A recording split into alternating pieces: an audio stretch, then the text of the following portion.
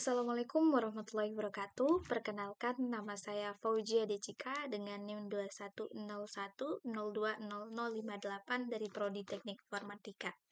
Seiring pesatnya perkembangan teknologi, terutama di bidang komunikasi dan juga informasi, kejahatan cyber semakin sulit untuk dibendung. Kejahatan cyber menjadi ancaman yang serius. Pada tahun 2023 tercatat ada 29 juta serangan cyber yang berhasil diblokir. Salah satu tren kejahatan cyber yang menonjol adalah ransomware. Tujuan dari kejahatan cyber ini sangat bervariasi, mulai dari iseng hingga kejahatan serius yang merugikan korban secara finansial. Kejahatan ini bisa dilakukan oleh individu atau kelompok, seringkali karena ada celah dalam sistem keamanannya. Saya di sini akan membahas salah satu kasus cybercrime yang mengejutkan di Indonesia, yaitu serangan cyber terhadap Bank Syariah Indonesia atau BSI. Pada 8 Mei tahun 2023, aktivitas perbankan BSI lumpuh total, diduga akibat serangan cyber berupa ransomware. Layanan nasabah seperti ATM, teller, dan mobile banking tidak beroperasi di seluruh Indonesia selama 4 hari. BSI mengatakan bahwa gangguan ini disebabkan oleh pemeliharaan sistem. Namun, Menteri BUMN Bapak Erick Thohir menyebutkan bahwa penyebabnya adalah serangan cyber.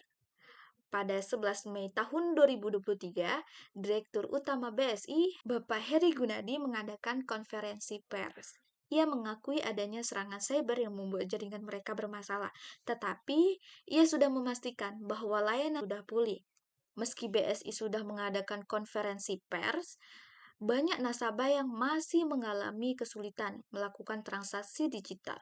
Pada tanggal 13 Mei tahun 2023, kelompok peretas Lockbit mengklaim melalui Twitter mereka bahwa mereka bertanggung jawab atas serangan ini.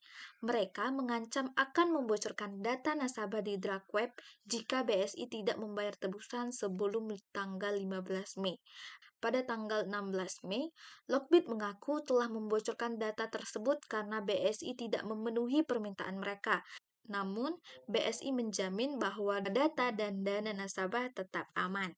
Serangan ini diduga adalah serangan ransomware, di mana peretas menginfeksi sistem dengan perangkat lunak berbahaya sehingga sistem tidak bisa digunakan dan korban harus membayar tebusan.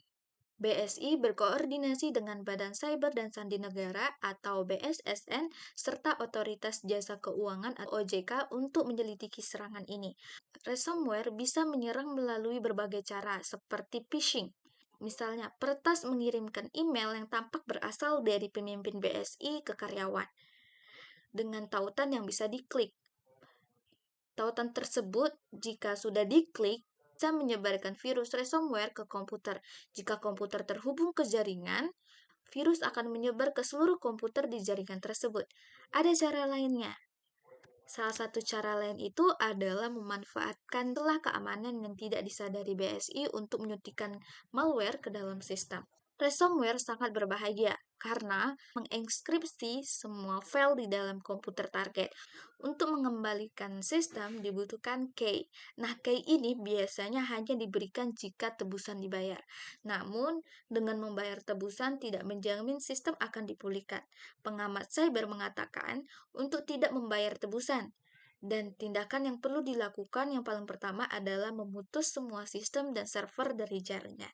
Melalui kasus serangan ransomware di Bank Syariah Indonesia atau BSI, kita belajar bahwa keamanan cyber harus menjadi prioritas utama baik itu di institusi maupun individu.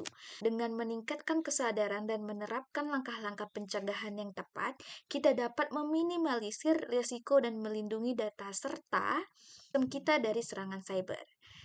Kejadian ini memberikan pelajaran berharga bagi kita.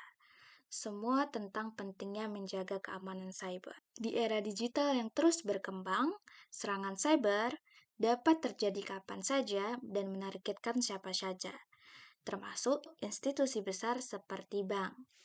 Serangan ransomware yang menimpa BSI menunjukkan betapa berbahayanya keamanan cyber ini. Tidak hanya merugikan secara finansial, tetapi juga mengganggu kepercayaan nasabah dan operasional sehari-hari.